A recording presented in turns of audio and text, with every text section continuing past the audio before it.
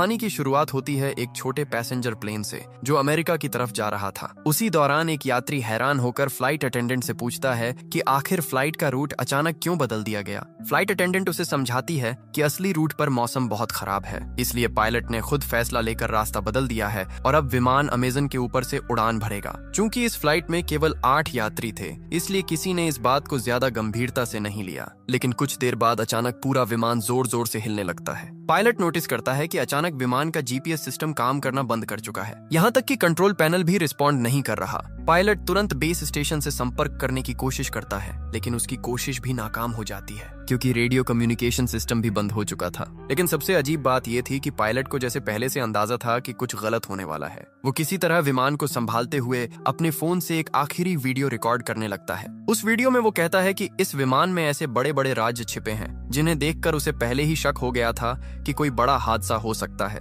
अब विमान तेजी से नीचे गिरने लगता है। सामने घना जंगल और ऊंचे पहाड़ दिखाई दे रहे थे। पायलट किसी तरह पेड़ों की शाखाओं का इस्तेमाल करके विमान की स्पीड कम करने की कोशिश करता है ताकि क्रैश का असर थोड़ा कम हो जाए। कई किलोमीटर तक घसीटने के बाद आखिरकार विमान रुक जाता है। यहाँ मौजूद लगभग सभी यात्री जिंदा बच जाते हैं, लेकिन फ्लाइट अटेंडेंट जिसने सीट बेल्ट नहीं पहनी थी वो मौके पर ही मर जाती है। अब सभी यात्री घबराकर एक दूसरे से चर्चा करने लगते हैं कि आखिर अब उन्हें क्या करना चाहिए। वो लोग पहले ये कंफर्म करते हैं कि फ्लाइट अटेंडेंट के अलावा किसी को कोई गंभीर चोट नहीं आई। इसके बाद 2 यात्री जल्दी से कॉकपिट में जाकर पायलट की हालत देखने लगते हैं, लेकिन वहाँ का दृश्य देखकर वो दंग रह जाते हैं। कुछ पेड़ों की बड़ी शाखाएं पायलट के सीने के आर पार हो चुकी थीं, फिर भी वो किसी तरह जिंदा था। दोनों यात्री धीरे धीरे सीट हटाने की कोशिश करते हैं ताकि पायलट ठीक से सांस ले सके। तभी अचानक विमान के बाहर आग लगने की आवाज आती है। सभी यात्री तुरंत विमान से बाहर निकल जाते हैं और आग बुझाने की कोशिश करने लगते हैं, क्योंकि अगर पूरा विमान जल गया तो रेस्क्यू टीम आने तक वो लोग रहेंगे कहाँ। कुछ समय बाद हालात थोड़े शांत होते हैं। अब सभी 8 यात्री एक साथ बैठकर समझने की कोशिश करते हैं क्या आखिर रूट बदलने के बाद वो अमेज़न के किस हिस्से में आ गए।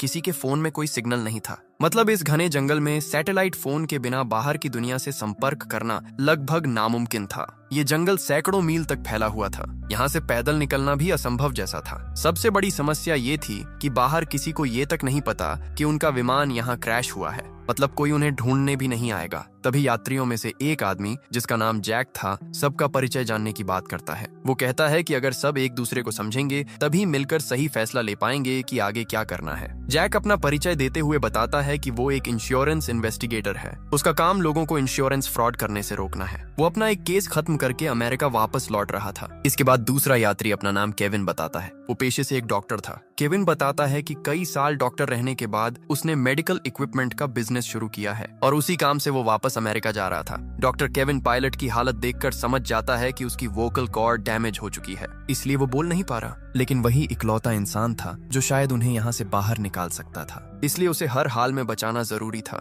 इसके बाद तीसरी यात्री अपना नाम क्रिस्टी बताती है। वो कहती है कि उसे दुनिया घूमना पसंद है और वो अपने ट्रैवल वीडियो सोशल मीडिया पर पोस्ट करती है, लेकिन जब उससे उसके अतीत के बारे में पूछा जाता है तो वो कुछ भी बताने से मना कर देती है। चौथा यात्री था कार्लोस। वो एक रेसलर था और मूल रूप से मेक्सिको का रहने वाला था। वो एक फाइटिंग प्रतियोगिता में हिस्सा लेने अमेरिका जा रहा था। इसके बाद एक युवा कपल अपना परिचय देता है। उनका नाम था डैनी और एमी। वो बताते हैं कि उनकी हाल ही में शादी हुई है और वो हनीमून के लिए अमेरिका जा रहे थे। आखिर में बचते हैं एक मिडिल एज कपल, डेविड और लीसा। वो अमेरिका के एक छोटे शहर में होटल चलाते थे, लेकिन डेविड की हार्ट सर्जरी के लिए वो बाहर जा रहे थे। इस तरह सभी लोग एक दूसरे के बारे में थोड़ा बहुत जान लेते हैं। अब उनके साथ था घायल पायलट जो बोलने की हालत में नहीं था। तभी जैक सबको सुझाव देता है कि सबसे पहले विमान में बचा सारा खाना और पानी इकट्ठा करके राशन की तरह बांटना चाहिए, ताकि उन्हें पता चल सके कि वो कितने दिन तक जिंदा रह सकते हैं। वो लोग चेक करते हैं और पता चलता है कि खाना और पानी ज्यादा से ज्यादा 3 दिन तक चल सकता है। इसके बाद जैक कहता है कि अगर बारिश या तूफान आया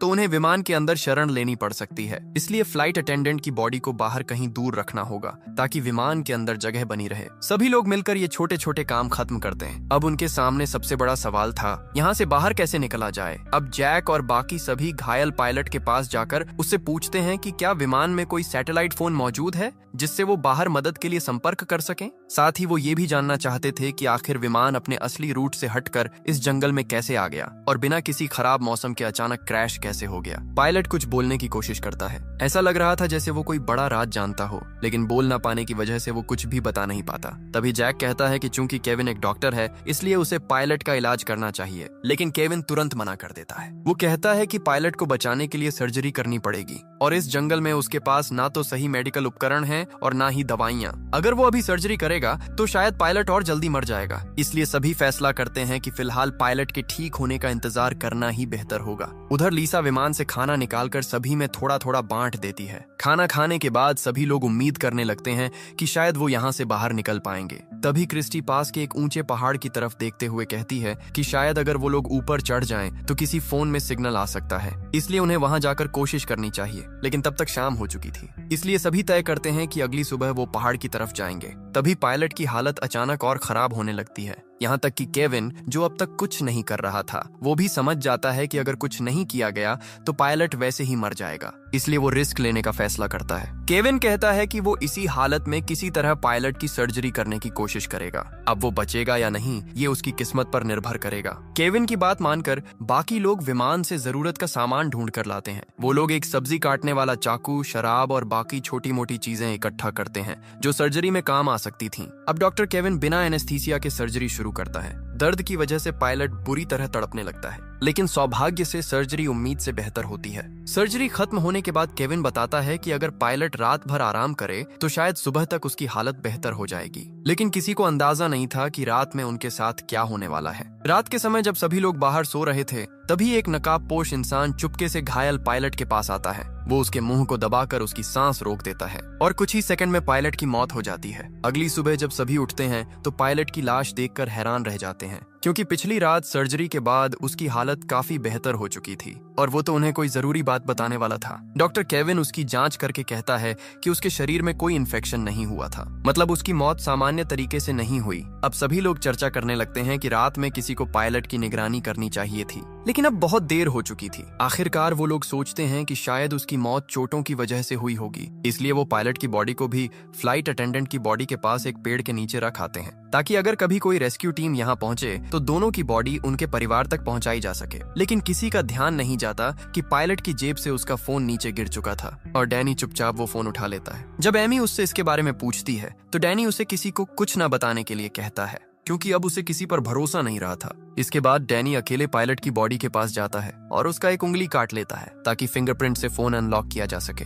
उधर मिडिल एज कपल डेविड और लीसा आपस में बात कर रहे होते हैं। लीसा अपने पति से कहती है कि उसे नहीं लगता पायलट की मौत सामान्य थी। वो पहले एक अस्पताल में नर्स रह चुकी थी और उसने एक बार एक मरीज को दम घुटने से मरते देखा था। लीसा बताती है कि पायलट का चेहरा भी उसी मरीज की तरह काला पड़ गया था, मतलब किसी ने जानबूझकर उसकी सांस रोकी थी। लेकिन उसने ये बात बाकी लोगों को नहीं बताई, क्योंकि साफ था कि उन 8 लोगों में से ही कोई एक कातिल था। डेविड हैरान होकर पूछता है कि आखिर कोई यात्री पायलट को क्यों मारेगा, लेकिन लीसा कहती है कि अब उन्हें ये पता लगाना होगा और अब से उन्हें बहुत सावधान रहना होगा। उन्हें खुद के अलावा किसी पर भरोसा नहीं करना चाहिए। इसी दौरान लीसा को अचानक महसूस होता है कि कोई उनकी बातें सुन रहा है, इसलिए वो तुरंत बात करना बंद कर देती है। उधर ट्रैवलर क्रिस्टी एमी के पास आकर कहती है कि उसे पता है कि डैनी और एमी असल में हनीमून पर नहीं जा रहे। अब एमी सच बता देती है। वो कहती है कि वो एक अमीर बिजनेसमैन की बेटी है और डैनी उसके घर का ड्राइवर था, लेकिन दोनों एक दूसरे से प्यार करने लगे और जब उन्हें लगा कि उनका परिवार इस रिश्ते को कभी स्वीकार नहीं करेगा तब दोनों घर छोड़कर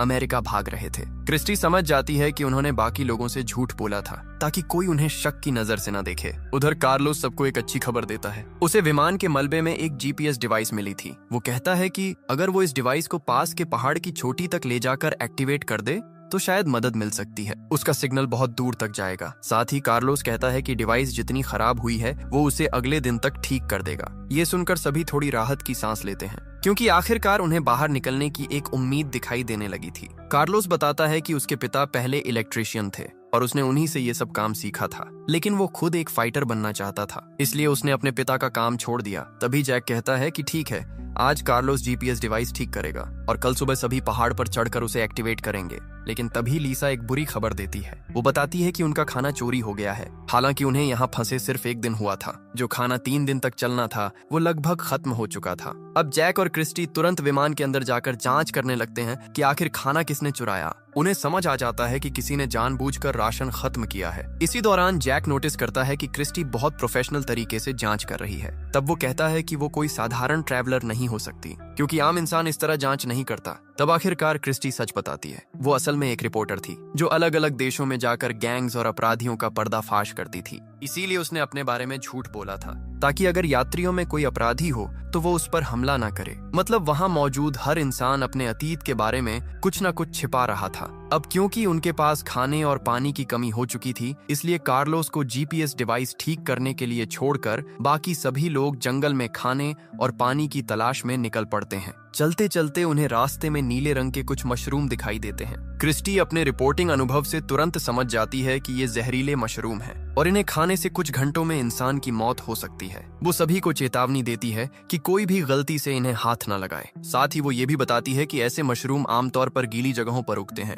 मतलब आसपास कहीं पानी का बड़ा स्रोत जरूर होगा। थोड़ा आगे बढ़ने पर उन्हें सच में एक तालाब मिल जाता है, लेकिन वहाँ का पानी साफ नहीं था, इसलिए उसे पीने लायक बनाने का तरीका ढूंढना जरूरी था। तभी अचानक पीछे से गोली चलने की आवाज आती है। सभी लोग डरकर पीछे दौड़ते हैं। वहाँ पहुंचकर वो देखते हैं कि डेविड ने अपनी बंदूक से एक बंदर का शिकार किया है, ताकि वो लोग उसे खाकर अपना पेट भर सकें। असल में डेविड और लीसा के पास एक बंदूक थी जिसके बारे में उन्होंने किसी को नहीं बताया था। लीसा कहती है कि वो लोग किसी को डराना नहीं चाहते थे, इसलिए उन्होंने ये बात छुपाई। अब डेविड के शिकार किए हुए बंदर को पकाकर सभी लोग रात का खाना खाते हैं। उधर क्रिस्टी और जैक मिलकर तालाब के पानी को साफ करने का तरीका भी निकाल लेते हैं। इस तरह कम से कम आज के लिए खाने और पानी की समस्या खत्म हो जाती है। लेकिन एमी बंदर का मांस नहीं खा पाती, इसलिए उसका हिस्सा खराब ना हो इसके लिए डेविड खुद उसका खाना भी खा लेता है। खाना खत्म होने के बाद जैक सभी से पूछता है कि क्या किसी और के पास भी डेविड और लीसा की तरह कोई खतरनाक चीज छुपी हुई है, क्योंकि अब हर किसी को सब कुछ जानने का हक था। तब कार्लोस अपना बैग खोलकर दिखाता है। उसके पास सिर्फ उसका फाइटिंग मास्क था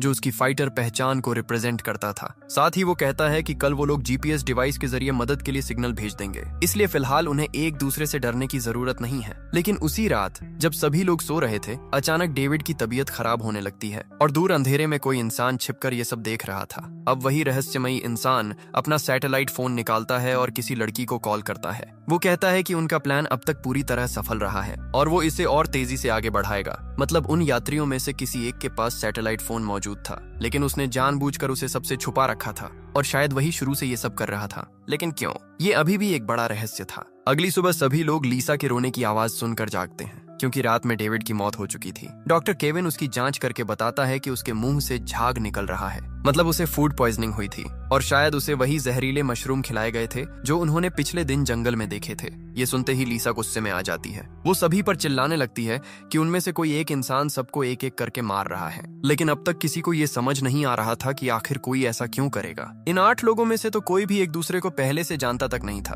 तब लीसा सभी को बताती है कि पायलट की मौत भी सामान्य नहीं थी। उसे उसी समय समझ आ गया था कि किसी ने जानबूझकर उसका दम घोंटा था, लेकिन उसने उस वक्त कुछ नहीं कहा ताकि सभी लोग आपस में लड़ने न लगे। अब लीसा को याद आता है कि उसने ये सारी बातें डेविड को बताई थीं और उसी दौरान उसे महसूस हुआ था कि कोई उनकी बातें सुन रहा था। मतलब जिसने उनकी बातें सुनी उसी ने बाद में डेविड को निशाना बनाया, क्योंकि डेविड सच के करीब पहुंच चुका था। अब सभी को समझ आने लगता है कि जब उन्होंने जंगल में जहरीले मशरूम देखे थे, तब किसी ने चुपके से कुछ मशरूम उठा लिए थे और रात में उन्हें डेविड के खाने में मिला दिया। सबसे डरावनी बात ये थी कि डेविड ने एमी का खाना भी खाया था, मतलब शायद असली निशाना एमी थी। अब वहाँ मौजूद हर इंसान डर जाता है, क्योंकि अगर उनमें से कोई एक कातिल है तो हर किसी की जान खतरे में थी। ऊपर से विमान का अचानक क्रैश होना, फिर एक एक करके लोगों का मरना, ये सब साफ इशारा कर रहा था कि ये कोई हादसा नहीं बल्कि पहले से बनाई गई योजना थी। अब सभी लोग अलग अलग रहने लगते हैं, क्योंकि कोई भी किसी पर भरोसा नहीं कर पा रहा था। उधर डैनी एमी को पायलट का फोन दिखाता है जिसे उसने पहले छुपा लिया था। उस फोन में पायलट की आखिरी वीडियो रिकॉर्डिंग मौजूद थी। वीडियो में पायलट खुद कह रहा था कि विमान में कोई बहुत बड़ा राज छुपा हुआ है और विमान को जानबूझकर क्रैश करवाया गया है। डैनी और एमी वो वीडियो बाकी सभी को भी दिखा देते हैं। अब सभी पूरी तरह यकीन कर लेते हैं कि यहाँ सच में कोई बड़ा खेल चल रहा है। और पिछले दोनों लोगों की मौत महज हादसा नहीं थी। इसी दौरान कार्लोस बताता है कि उसने आखिरकार जीपीएस डिवाइस ठीक कर ली है। अब उन्हें सिर्फ पहाड़ की चोटी तक पहुंचकर उसे एक्टिवेट करना था। लेकिन अब कोई किसी पर भरोसा नहीं कर रहा था, क्योंकि अगर असली कातिल उनके बीच मौजूद था तो वो कभी नहीं चाहेगा कि मदद पहुंचे। अगर जीपीएस चालू हो गया तो सभी लोग यहाँ से बच निकलेंगे। अब सभी चर्चा करने लगते हैं कि पहाड़ पर कौन जाएगा और कौन नीचे कैंप की सुरक्षा करेगा। आखिरकार जैक कहता है कि वो नीचे रहकर कैंप संभालेगा, जबकि कार्लोस, डॉक्टर केविन और क्रिस्टी पहाड़ पर जाकर जीपीएस डिवाइस इंस्टॉल करेंगे। तीनों लोग अब डिवाइस लेकर पहाड़ की तरफ बढ़ने लगते हैं। उनका प्लान साफ था, अगर उनमें से कोई एक कातिल निकला तो बाकी दो लोग मिलकर उसे संभाल लेंगे। उधर चढ़ाई के दौरान कार्लोस च्यूइंग गम चबाने लगता है। तभी क्रिस्टी उसके गम के रैपर को देखकर समझ जाती है कि ये उसी खाने का हिस्सा था जो पहले चोरी हुआ था, मतलब खाना कार्लोस ने चुराया था। अब क्रिस्टी के मन में शक पैदा होने लगता है कि शायद वही असली कातिल भी हो सकता है, लेकिन वो अभी किसी को कुछ नहीं बताती। वो चुपचाप कार्लोस पर नजर रखने लगती है। साथ ही सावधानी के लिए वो जीपीएस डिवाइस भी कार्लोस से लेकर खुद संभाल लेती है, क्योंकि उसे डर था कि कहीं कार्लोस डिवाइस को नुकसान न पहुंचा दे। अब तीनों धीरे धीरे पहाड़ की चोटी की तरफ बढ़ते रहते हैं। कई घंटों की मुश्किल चढ़ाई के बाद आखिरकार वो लोग ऊपर पहुंच जाते हैं, लेकिन तभी अचानक क्रिस्टी का पैर फिसल जाता है और वो पहाड़ के किनारे से नीचे लटक जाती है। सबसे खतरनाक बात ये थी कि जीपीएस डिवाइस भी किनारे के पास गिर चुकी थी। अगर वो डिवाइस नीचे गिर जाती तो यहाँ से बाहर निकलने की उनकी आखिरी उम्मीद खत्म हो जाती। इसलिए अपनी जान जोखिम में डालकर क्रिस्टी सबसे पहले डिवाइस पकड़ लेती है। उधर कार्लोस और केविन अपनी जान की परवाह किए बिना क्रिस्टी को ऊपर खींचने लगते हैं और आखिरकार वो दोनों मिलकर क्रिस्टी और डिवाइस दोनों को बचा लेते हैं। इस घटना के बाद तीनों के बीच थोड़ा भरोसा बनने लगता है, क्योंकि अगर उनमें से कोई कातिल होता तो वो आसानी से बाकी लोगों को मरने के लिए छोड़ सकता था, लेकिन उन्होंने एक दूसरे की जान बचाई। अब आखिरकार कार्लोस जीपीएस डिवाइस इंस्टॉल करना शुरू करता है। उधर डॉक्टर केविन अपने फोन में सिग्नल चेक करता है, लेकिन अब भी कोई नेटवर्क नहीं था। मतलब अब उनकी आखिरी उम्मीद सिर्फ यही जीपीएस डिवाइस थी। कुछ देर बाद कार्लोस खुश होकर बताता है कि डिवाइस आखिरकार एक्टिवेट हो चुकी है और कुछ घंटों में उसका सिग्नल दूर तक पहुंच जाएगा। अब सूरज डूबने लगा था, इसलिए तीनों वापस कैंप की तरफ लौटने लगते हैं। उधर नीचे कैंप में मौजूद बाकी लोग अब एक दूसरे पर बिल्कुल भरोसा नहीं कर पा रहे थे। लीसा अपनी बंदूक लेकर जैक को दूर रहने के लिए कहती है, क्योंकि अपने पति की मौत के बाद अब उसे हर इंसान पर शक होने लगा था। उधर डैनी भी एमी पर गुस्सा करने लगता है। वो एमी से कहता है कि अब से वो किसी और से बात नहीं करेगी और हर चीज वही संभालेगा। लेकिन अब एमी खुद डैनी पर शक करने लगी थी। उसे लगने लगा कि शायद उसने अपने ड्राइवर के साथ भागकर बहुत बड़ी गलती कर दी, क्योंकि वो डैनी के अतीत के बारे में कुछ भी नहीं जानती थी। वो सिर्फ प्यार में अंधी होकर उसके साथ भाग आई थी और अब इस जंगल में एक एक करके लोग मर रहे थे। एमी की बातें सुनकर डैनी गुस्से में चिल्लाने लगता है। वो कहता है कि अगर वो ना होता तो एमी अब तक मर चुकी होती। डैनी का ये रूप देखकर एमी डर जाती है, क्योंकि उसने पहले कभी उसे इतना गुस्से में नहीं देखा था। अब उसे अपने फैसले पर पछतावा होने लगता है। इसी बीच नीचे मौजूद चारों लोग एक दूसरे को शक की नजर से देखते रहते हैं। कुछ देर बाद पहाड़ से लौटकर कार्लोस, केविन और क्रिस्टी वापस कैंप पहुंचते हैं। वो बताते हैं कि जीपीएस डिवाइस सही तरीके से एक्टिवेट हो चुकी है और अगर किस्मत अच्छी रही तो अगले दिन तक कोई न कोई रेस्क्यू टीम वहां पहुंच जाएगी। अब बचे हुए सातों लोग अजीब खामोशी में रात का खाना खाते हैं। हर कोई बस यही सोच रहा था कि किसी तरह उन्हें सिर्फ अगली सुबह तक जिंदा रहना है। रात होते ही सभी सो जाते हैं, लेकिन कार्लोस अकेले अपनी फाइटिंग प्रैक्टिस शुरू कर देता है। वो अपनी प्रतियोगिता के लिए तैयारी पूरी करना चाहता था। कार्लोस अपने सपनों को लेकर इतना जुनूनी था कि इस भयानक हालत में भी उसका ध्यान सिर्फ प्रैक्टिस पर था। इसी वजह से उसने पहले खाना भी चुराया था ताकि उसकी डाइट खराब ना हो। लेकिन तभी अचानक कार्लोस देखता है कि सामने अंधेरे में कोई काले कपड़ों में खड़ा है और सबसे डरावनी बात यह थी कि उस इंसान ने कार्लोस का फाइटिंग मास्क पहन रखा था। कुछ समझ पाता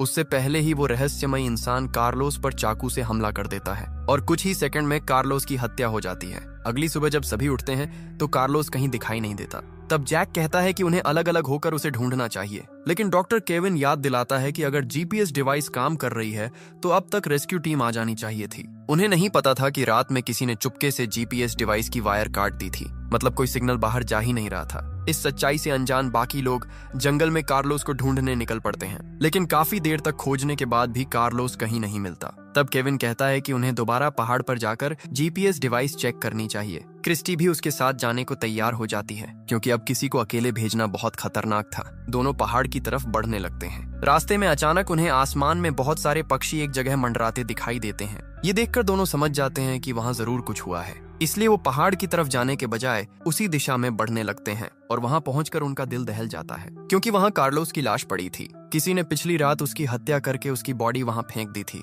अब केविन और क्रिस्टी वापस कैंप लौटते हैं और बाकी लोगों को बताते हैं कि उन्होंने एक और साथी खो दिया है। अब सभी का शक सीधे डैनी और एमी पर जाने लगता है, क्योंकि पिछली रात कार्लोस उन्हीं दोनों के सबसे पास सोया था। हालांकि डैनी समझाने की कोशिश करता है कि वो ऐसा क्यों करेगा, लेकिन अब हर किसी के दिमाग में एक ही सवाल घूम रहा था, अगर उनमें से कोई एक कातिल है तो आखिर उसका मकसद क्या है? वो एक एक करके सबको क्यों मार रहा है? तभी लिसा बताती है कि पिछली रात उसकी बंदूक की सारी गोलियां चोरी हो गईं। उसके पास अब सिर्फ एक आखिरी गोली बची थी जो उसकी जेब में थी। ये सुनकर केविन कहता है कि जब उसने डैनी का इलाज किया था तब उसने उसकी पीठ पर एक टैटू देखा था, और ऐसा टैटू आमतौर पर गैंग के लोग बनवाते हैं, मतलब डैनी किसी गैंग से जुड़ा हो सकता है। ऊपर से एमी भी उसके अतीत के बारे में कुछ नहीं जानती थी, इसलिए शक और बढ़ जाता है। लेकिन डैनी कहता है कि वो टैटू उसने खुद नहीं बनवाया था, उसे झूठे केस में जेल भेजा गया था और वहाँ गैंग के लोगों ने जबरदस्ती उसके शरीर पर वो टैटू बना दिया। वो कहता है कि जेल से निकलने के बाद उसने अपनी जिंदगी बदलने की कोशिश की और तभी उसे एमी के घर ड्राइवर की नौकरी मिली। वहीं उसे एमी से प्यार हो गया।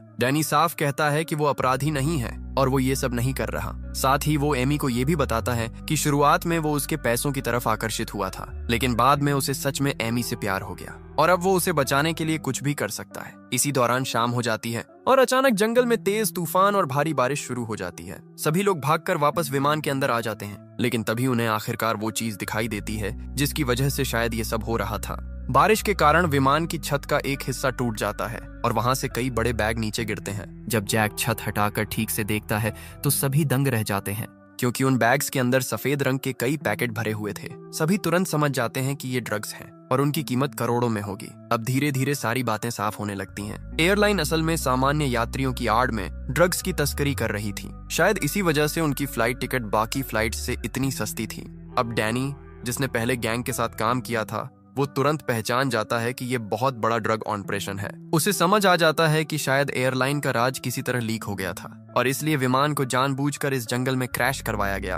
अब सभी ये समझ जाते हैं कि उनके बीच मौजूद कातिल शायद इन ड्रग्स पर कब्जा करना चाहता था, लेकिन फिर भी कई सवाल बाकी थे। अगर मकसद सिर्फ ड्रग्स हासिल करना था तो फिर बाकी लोगों को मारने की क्या जरूरत थी? इसी बीच अचानक एमी डरकर विमान से बाहर भाग जाती है। उसे लगता है कि जिसने भी ये सब किया है वो अब उन्हें भी मार देगा। तब डैनी तुरंत उसके पीछे भागता है। उधर केविन कहता है कि किसी को अकेले बाहर नहीं जाना चाहिए। इसके बाद लिसा भी बंदूक लेकर एमी को ढूंढने बाहर निकलती है। बाहर तेज बारिश और तूफान की वजह से कुछ भी साफ सुनाई नहीं दे रहा था। लिसा जंगल में एमी को ढूंढ रही होती है, तभी पीछे से वही रहस्यमयी कातिल उस पर हमला कर देता है। वो चाकू से लिसा पर कई वार करता है। मरने से पहले लिसा उसकी नकाब हटाने की कोशिश करती है ताकि उसका चेहरा देख सके, लेकिन वो सफल नहीं हो पाती और कुछ ही पलों में लिसा की भी मौत हो जाती है। अगली सुबह जब बाकी लोग लिसा की लाश देखते हैं तो सभी पूरी तरह टूट जाते हैं। उन्होंने लाख कोशिश की, लेकिन कातिल बार बार किसी न किसी को मार रहा था। अब वहां मौजूद हर इंसान दूसरे पर शक करने लगता है, लेकिन किसी के पास कोई पक्का सबूत नहीं था। तभी अचानक क्रिस्टी अपनी बंदूक जैक की तरफ तान देती है। वो कहती है कि उसे जैक के सामान से लिसा की बंदूक की चोरी हुई गोलियां मिली हैं, मतलब जैक ही असली कातिल हो सकता है। लेकिन क्रिस्टी के पास सिर्फ यही सबूत नहीं था, उसे जैक के बैग से एक सैटेलाइट फोन भी मिला था। अब क्रिस्टी पूरी तरह यकीन कर चुकी थी कि जैक ही ये सब कर रहा है। हालांकि जैक खुद को बेगुनाह बताता है। वो कहता है कि हाँ, उसने लिसा की बंदूक से गोलियां निकाली थीं, लेकिन उसने ऐसा इसलिए किया क्योंकि उसे लगा था कि लिसा ही कातिल है। वो सिर्फ बाकी लोगों की सुरक्षा चाहता था, लेकिन सैटेलाइट फोन उसका नहीं था।